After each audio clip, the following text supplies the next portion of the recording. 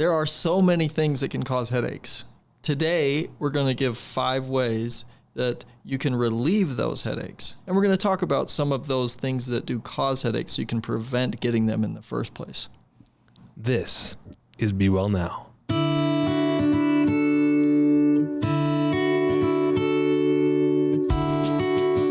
The Be Well Now podcast brought to you by Nick the Curious, rarely insightful, often sad and unwell. So I come into you. Insightful. What are you talking about? I come into you. We ask all these questions. We have all these long conversations, and I'm like, man, I am not the wisdom guy, but I love hearing your wisdom. So I'm a patient of Dr. Ron Dummar, and if people don't know why they're listening to you about headaches, can we just do a quick intro about who you are and why they should listen to you, and then we'll get into a huge and important topic about headaches. Sure. Well, first, I think it's important to recognize that wisdom is a learned trait.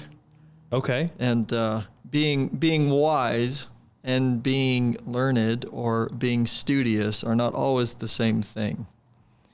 And so I would call you very wise. Ooh, not beyond my years. I feel like I've caught up to my 36 years. You're wise. You're a wise individual. Well, thank you. I am Dr. Ron Dummar, and I have put in years of study for the learnedness to be able to be educated and have a series of degrees. And I studied chiropractic medicine, functional medicine, and I have a degree in acupuncture and Chinese medicine. So I studied Western and Eastern medicine as well, simultaneously, ultimately. And the way that we look at the body from a Western standpoint and the way we see the body from an Eastern standpoint, I began to realize it was just 2 different ways of looking at the same physiology, because we have the same symptoms, the same things happening, stress, we have dehydration, we have an imbalance of nature or natural minerals or natural components that occur within the body, and because of a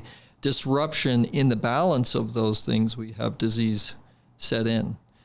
So that's a little bit of my background, and I have since worked here at Community Health and Wellness. I run Community Health and Wellness. I'm the owner as well here, and we have a great time with lots of patients and work all day consulting with patients and improving their overall metabolic and functional health. Yeah, and obviously I think you're amazing at what you do, and that's why we're here to talk about all these different issues. And I'm always coming up with ideas that I think are practical to people who don't live in the esoteric world of reading all the journals and, but, we care about things. We care about health. We want to know, why do I have this damn headache? How can I relieve it, right? It's when you get one, I try not to take the Advil. I try to drink more water. But sometimes you take the ibuprofen. You're just miserable. So I guess maybe we could talk about what causes headaches, and then we'll get into the goodies of like what we can do to relieve them. Okay. Yeah. So there's a number of different things that can cause headaches. So dehydration or a fluid mineral imbalance being one of them. Definitely with water intake, when people are really low on their water intake, they can cause or develop headaches. And we know that your water intake should be, and we've talked about this on prior podcasts as well, you should attempt to have about half your body weight in ounces of water every day. And so you just cut your body weight in half, and you know how many ounces that you should be drinking per day. I have some friends that what they'll do is they'll take a jug or they'll take a cooler that has a measurement on it, and they'll fill up for that day the exact amount that they need, and then just make sure that they go through that whole thing throughout the day. Yeah, I know you've said that if you're thirsty, you're dehydrated. Yeah, you should be. Your body's telling you at that point, hey, I need water, right? And we should be able to be drinking water before we have that need. Okay, now that doesn't always work out because, well, when you're athletic, when you're performing certain activities where you are sweating and excreting a lot of water, it's very likely that your need to consume water or your desire to feel thirst is going to come before you're like, oh, I'm just going to drink some water. So stay hydrated. That's the key. Hydrated. Okay. So that's the most obvious one. Yeah. all right, so I have a horrible headache. I'm staying hydrated and I'm still miserable, right? Like what other issues could be causing the headache? Or are we going to talk about relieving it, or are we going to talk about, let's get right to the things that can help, and then we can delve into the headache. So magnesium deficiency, because we're kind of talking about both of them at the same time. Yeah, I'm all over it. You're good. I'm here. Magnesium deficiency is something that can cause a headache as well. In fact, they've done a number of studies where they found that those individuals who suffered from frequent migraine headaches, and there are a few different types of headaches, like tension headaches, migraine headaches, cluster headaches, and they present in different ways. Migraine headaches will frequently have like an aura or photophobia, like light sensitivity, visual effects is what they'll see. And it'll be like a prodrome or the beginning of, they'll know that this is coming on for them because of this, right? And so when you look at a migraine type of a headache, again, the migraine headache patients have been shown to be deficient more often than not in magnesium. That's one thing that seems to be similar across the board. Now, they tested these patients using magnesium citrate and found that it alleviated a significant amount of their symptoms by taking about 600 milligrams of magnesium citrate. Is that just a powder you can put in your water? Some of them are powder. You can get it in liquid form. You can take a tablet. There's a variety of different forms. Now understand too, there's magnesium citrate, there's magnesium ascorbate, there's magnesium glycinate. There's a lot of different types of magnesium. In the article that I recently reviewed too, what it did say is that a variety of different types of magnesium seems to be seems to play better for the patients than just one simple kind. But the kind that was used in the study was magnesium citrate. Interesting. Okay. Is there anything wrong with, I'm just moving this microphone. That's all right. To make I need to get a little bit closer. Yeah, we want to hear the man with the plant. So is it bad for anybody to just take magnesium citrate as just a supplement, or would there be a situation where that would be detrimental? Well, I think it's good to understand where your values are, your lab values are of certain vitamins and minerals. Most people have magnesium deficiency, so you could say it's probably relatively safe to begin to supplement in small amounts with magnesium. There are recommended daily values of magnesium intake as well, so that could be a guide for you. But the best way really is to go to a nutritionist or a functional medicine doctor or somebody that you know and trust, and have them evaluate you and come up with a recommendation for you on how much magnesium you should take. So kind of both sides of the coin. Dehydration can be a cause. Staying hydrated can help. Magnesium deficiency, magnesium to alleviate. What other things cause headaches? How'd you sleep last night? I slept okay last night. In fact, I slept pretty well. Mm-hmm. Well, that's good. Yeah, well, I didn't have to wake. I didn't set an alarm. I slept pretty well too. You did? Yeah. So, I mean, the day that we're recording this is generally a day that we're allowed to get a little better sleep in the morning sleep too. Right. On Saturday morning, I am usually up early and on the hill skiing, which is fun for me. It's a release and it's an enjoyment. But sometimes when we sleep, we will have poor quality sleep, or sometimes patients have a difficult time falling asleep. And lack of sleep is actually another thing that can cause headaches. Which is no surprise to anybody, right? Yeah, right, exactly. And, obviously dehydration, exhaustion, being out in the sun for long periods, those type of things as well. As we've mentioned, that can cause headaches, and a lot of people they'll experience that when they're out in a hot day, watching games or traveling or hiking, things like that. We have to really make sure that you're on top of your health that way. But sleep, coming back to sleep, that's another time where we tend to expire a lot or sweat or release a lot of our fluid. So staying hydrated while you sleep is an interesting idea or an interesting concept. How do we ensure proper hydration through sleep? Well, one thing is, if you're having difficulty sleeping, go get a small glass of water anyway, or make that water warm. A lot of patients find that they have better chances falling asleep if they have a glass of warm water right before bed. Ooh, that sounds... Or warm tea. Okay, warm tea. But then you're up, I guess they say as you get older, this happens more, but then you're up in the middle of the night for a bathroom break. More frequently, right? More frequently, yeah. It's like, why are we drinking later at night? So I would say probably about an hour, maybe an hour before you go to bed, try to have a nice warm drink and see if that doesn't help you throughout the night. So that can be helpful to stay hydrated, which helps you sleep better, which helps you potentially not have a headache. Yeah, have less headaches, yeah. So if it's like an herbal tea, right? We're not talking about caffeine. Yeah, you don't want it to be caffeinated. You're drinking it at night. Good point, thank you. But does that actually hydrate you? Like, I don't know, like an herbal tea? Is that hydrating? Yeah, it's hydrating. Nice warm herbal tea. It's hydrating. It's also going to be more to the point was to help you sleep, help you get to sleep and have a restful sleep. So doing something like chamomile is what I would recommend for patients, or a little lavender and chamomile. They have a variety of different blends, even some passion flower.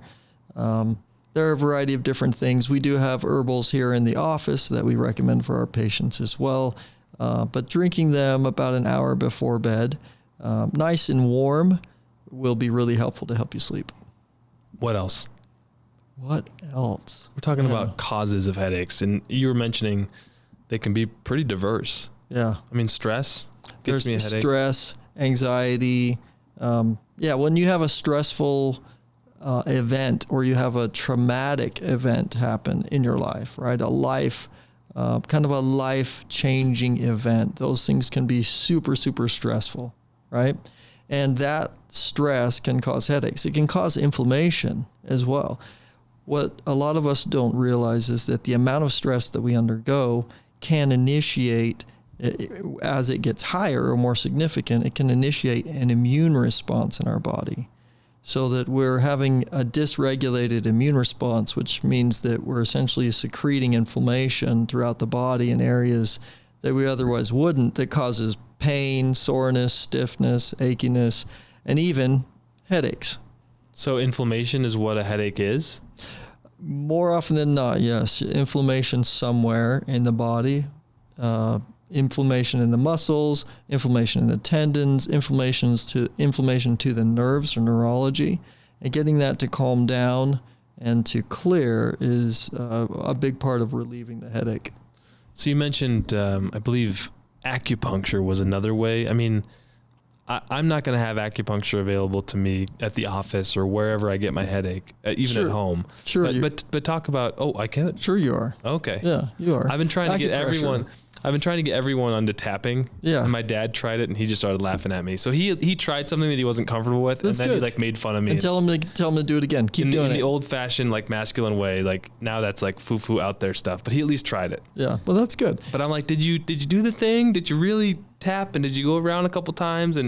But he tried it, It's not for everybody, only those who want to get well. Exactly. I like tapping. I find that it works, even if I just notice it working right away. Yeah. Like if I have an eye twitch or something and it goes away, I'm like, yeah. It relieves your stress. It may come back a minute later, but I can't argue with the fact that in that moment it does something. So tapping is really based on a foundational acupuncture concept of stagnation. Stagnation meaning that something was moving well and now is blocked. And imagine that type of a scenario in your body, in your neurology. Imagine having a perfectly fine functioning neurological impulse all of a sudden be impeded. How is that going to display? Well, it's going to be a problem. And you can imagine, you could have tremors, you could have spasms, you could have numbness, you could have tingling, you could have all sorts of different nerve-related problems. Well, what if you had a tool that you could go to release that level of stagnation and free the burden of that symptom from the patient? That's tapping. Tapping is a take-home acupuncture tool. That's really what it is. And so we have also discussed certain points on this podcast that you can massage, like doing acupressure. Yeah, let's talk about the acupressure. I'll put a link up to the tapping video. Yeah. But it has, I think, at least 100,000, 200,000 views on Instagram where you just talk about a quick tapping technique. Yep. So we have Instagram shorts that you can go check out there. And if I can't link it, we are Be Well Now Podcast on Instagram. So acupressure, this is a way to relieve a headache. I'm listening intently because this is news you can use. I learned this before I even went out to chiropractic school. When I was probably 17, my brother, maybe even younger than that, 16, 17 years old, one of my brothers was getting married to a girl from Idaho.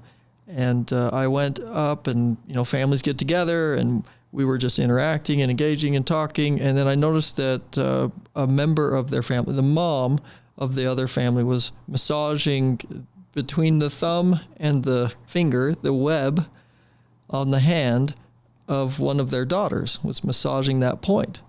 And I thought that was interesting. The web, or am I going further in? So you're looking for that muscle in there. The muscle like way down at the V. And you'll feel a tender spot in there. Yeah, so where it gets a little tender. Just massage all around that area and find for the tenderness and then relieve that tenderness with the massage. Yeah. And so she was massaging that point and I thought it was interesting what they were doing. I mean, it's close. I mean, I know families who are really touchy-feely and hug a lot. This is her wedding day?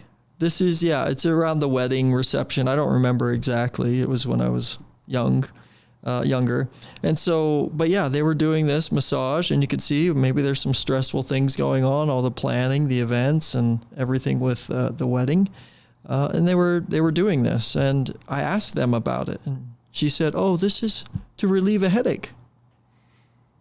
And they knew all the way back then. And I learned later when I pursued my interests in natural medicine and Eastern medicine, that point is large intestine 4.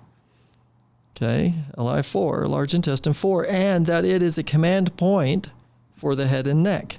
Now, here's a really interesting thing because we talk a lot, we're beginning to see a lot of progress in the field of science on gut-brain axis. Gut-brain axis, or your gut brain. Right? Almost like the gut is the second brain. I've even heard some people say your gut is actually the first brain and your head brain is the secondary brain. Which one is your heart? I feel like my heart mind is the one I'm supposed to listen to. Yeah, I like that. And I follow that too. But Shen is what they refer to the heart mind as. Your emotions, your spirit, your soul kind of guiding light. That's the Shen. I'm listening. Continue. So this gut and brain axis is a really important and critical thing for us to understand in relieving headaches as well, because a lot of headaches can be caused from food intolerances or food allergies or sensitivities that cause inflammation or initiate an immune response in the body. We can even have gut issues like irritable bowel disease or Crohn's or colitis. These things can elicit headaches and inflammation in the head. So how would we relieve that? Well, one of the ways we relieve that is we rely on a several thousand year old technique of massaging between the thumb and the finger. And somehow they were wise enough to connect this point as a command point with the head and neck, and to identify that point between the thumb and the forefinger as related to the gut. And now, thousands of years later... And they were not Chinese medicine, they were just family members. Right. They were doing their own research, right? And so I look back at this, and I think it's important for us to recognize the value of education, the value of learning, the value of knowledge and wisdom that came before us, because I think we get really locked in sometimes on this caveman mentality that the people before us were like cavemen and so simple and basic. Right. And here we have to recognize in this very same thing, we're doing research right now, leading top-end research, right? right now to discover and to begin to understand that there's a connection between the gut and the brain. When thousands of years ago, someone had the wherewithal, the knowledge, the wisdom, and the understanding to be able to locate a region on the body, identify it as a gut-related point, and suggest that it had something to do with the head and neck. As in acupuncture, that was a point that they used to relieve or work on these areas thousands of years ago. Work on the gut, but also it's going to have an impact on your head and neck. So the breakthroughs in science and the latest and greatest in Western medicine, super critical in a lot of situations, but there's all this wisdom that's been there forever that we need to maybe appreciate a little more. Yeah, ancient wisdom. Okay, so acupuncture. So magnesium, hydration, sleep. I love the idea that you take acupuncture with you everywhere now. That was the point, right? Yeah. Because you said, what do I do? Well, now you have acupuncture with you everywhere. Should you come into an acupuncturist and get treated? Yes, you should. Yes. Can you take acupuncture with you everywhere? Yes, you can. The tapping is pretty cool. Maybe you just talk about that real quick. Give them the quick taparino. Yeah, so for sure. So tapping is a very specific technique within acupuncture to activate and relieve stagnation, as we talked about, from the flow of neurology and physiology within the body. And we want to activate certain points throughout the body to relieve that stagnation.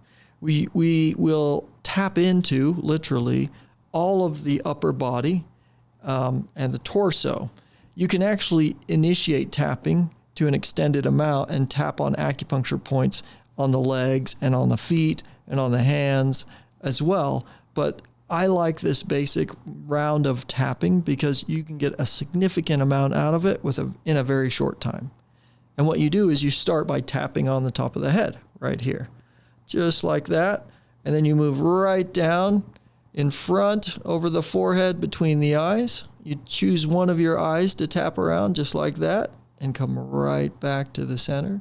Under the nose, under the lips, on either side of the breastbone. You notice I'm holding my hands like this, tapping on either side of my breastbone, all the way down to that pointy bone on the end called the xiphoid, and then right back up and all the way down again to that xiphoid. Now I went to this side of the eye, went to this eye on the right side, so I'm going to go to the left side. So I'm going to cross and tap on the left side of my chest wall in the axillary region, which essentially means in the midline of the armpit, right? So I'm going to tap up and down in there. I'll feel certain spots that are a little more tender than others, and I'll spend a little more time in those. And then when I feel like I'm finished, I'll sweep that away. I'll start with my other hand and do the same thing on the other side. Okay, and you can take as much time. I would recommend on each of these, take about 10 to 15 seconds. So a little bit longer than the demo. Yeah, and I'm being quick here with this. Yeah. 10 to 15 seconds in each of those sessions, and you'll notice a significant release of anxiety, stress, which essentially in Chinese medicine is stagnation, stagnant energy, stagnated physiology. Anywhere where you have something that's blocked up or dammed, there's going to be stagnation, pain, and suffering.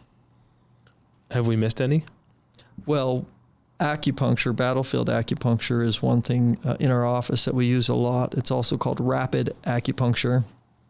And we use this with patients because it has been shown to reduce in a very dramatic way by at least 50 to 60% the patient's symptoms almost immediately. And what we do is we access auricular points or points within the ear. And we use a semi-permanent needle that's very small, and it'll stay in the ear for about 3 to 5 days. It'll fall out on its own. Some people are familiar with the daith piercing, this daith piercing concept of I'm going to put a piercing in the ear to help relieve a headache. Have you ever heard of daith piercing? Never. So there's a daith piercing. There's a daith piercing concept out there that's based on acupuncture meridian points, and the daith piercing has been found to be successful for a lot of patients. Now, what tends to happen when you put something permanent in is if you don't change or correct diet or something physiologically wrong or something structurally wrong like posture that might be causing the headache, what's going to happen is it will come back, right? because eventually your body's just going to attenuate to the change that you made in the ear. It'll adjust to it and adapt. So I like the battlefield acupuncture or the rapid acupuncture approach better because it gives you 3 to 5 days. It'll fall out on their own, and usually by that time it's relieved your headache enough that you've been able to function very well still, and you don't need it anymore. Not for a while. Pretty interesting stuff. Had no idea. Yeah, patients will just walk in. It's a walk-in service that we offer, and we just put the needles in, and then they go. I think there was one more thing. I'm going to look. Check the liner notes of that album, The Greatest Hits, Dr. Ron Dummar. I had a really tough time coming off of caffeine. Yeah. I remember 6 years ago, the migraines were so bad that it was like light gave me headaches, sound. I was miserable. So I figured, you know what? I'm okay with this addiction. I'm just okay. Like it's a vice. I've given it up before, but it's just not going to happen again. And I recently successfully did it, and I'm like 2 months clean, whatever. Like I still drink a kombucha every once in a while or whatever, but I used your Lionade formula to wean off of coffee. And I was doing a lot of scoops of it, which is like, anyway, do you want to explain what that is? Because if folks out there are concerned about caffeine withdrawal symptoms, I can tell you for sure it was different. I still miss the taste of coffee. Like I had a decaf coffee today with some cream. So, maybe I'm dallying still, but someone asked me about it. I was ordering a decaf coffee at the coffee shop. I'm like, do you just think I'm like ridiculous? Like, what do you think if someone orders decaf? And they're like, yeah, kind of. Like, what's the point? You're right. And I was like, well, an addiction is like a vice, which is like, it has a grip on you. And I think deep down, all humans want a sense of autonomy and freedom. This is how I talk to people out in public, and they thought that was pretty amusing. And then they forgave me. But yeah, it's more than that. Great. More than anything, it's like, I just don't want to have to depend on something in the morning to avoid a migraine. Yeah. And Lionade was very helpful. So maybe this is a quick plug for that. I think an interesting thing is since COVID, I've noticed that a lot of people are starting to feel that way. It was almost like an awakening for a lot of people to a better sense of their own health. And I think that they may have looked at the difficulty that some people were having getting certain medications or having access to certain things. And they said, oh my goodness, I might not always have access. It was like the first time that it had really significantly presented to them that they might not have access to this thing that was dependent on a system, right? It didn't exist in nature. It wasn't naturally working or functioning in the environment, and it was produced in a lab. And so a lot of people are now reaching out and saying, whoa, how do I be as separated as possible without fully separating ourselves? Because there is a role there for those things, those medications, those pharmaceuticals. There's a role for all of those. And even for caffeine, there's a role and there's a purpose here. There's a lot of patients who have benefited in a significant way from caffeine. Even weightlifters or people doing exercise of some sort are looking to improve their muscle tone even and wanting to exercise, getting up the motivation to feel like they can exercise. And caffeine has been a benefit to those type of patients. There is a type of caffeine called anhydrous caffeine, which is synthetic. And that is a caffeine I would caution people in their use of, that they should also always be getting their caffeine from a natural source. The coffee bean obviously being a plant. That's a natural source of caffeine. But also there are a variety of other sources of caffeine like green tea, black tea. There are lots of different sources. There's guarana. And this is one source that the Lionade that you discussed that we use there. We use in the Lionade. And Lionade is made, it's basically a pre-workout and energy drink is the way it's advertised or marketed. And it is made by Earth's Medicine Cabinet. This is a company who's dedicated to natural ingredients, and they put this nice natural source of caffeine in their Lionade. And they also, what they did, I actually formulated this, but when we were formulating this, we put the B vitamins, methylated B vitamins in there. So a lot of times you'll see like folic acid, or you'll see synthetic vitamins in people's in people's workout drinks or in their supplements. These are all natural, methylated, bioavailable vitamins and minerals. And then in addition to that, there's an herbal formula that helps the immune system, and it benefits the physiology of the body and helps the body to push through some of the stagnation that would be building up generally in the body. So I based the formula on a Chinese medicine formula, the little formula that I tagged in there as well. But it's got some astragalus, it's got some cayenne pepper in there. So it's got some immune regulation. It's got some ginseng to help with energy as well. So it's a very, very good, clean, natural kind of energy drink.